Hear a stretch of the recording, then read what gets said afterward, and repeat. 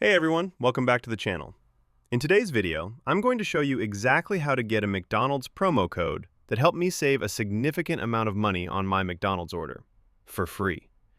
If you're looking for the easiest way to get McDonald's promo codes, discounts, or coupons, you're in the right place. So, how do you get it? It's very simple. First, grab your mobile phone.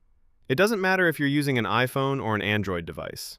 Next, go to the website linked in the comments section below. Once you're on the site, use the search bar and type in McDonald's. Click on the result, scroll down the page, and you'll see the available McDonald's promo codes. Then, click the Show Coupon button to reveal your discount code. Keep in mind that these McDonald's promo codes are limited and in high demand. You'll need to unlock your personal code so no one else can use it before you do. If you want step-by-step instructions and direct access, make sure to check out the pinned comment below. I explain exactly where and how you can get your McDonald's promo code quickly.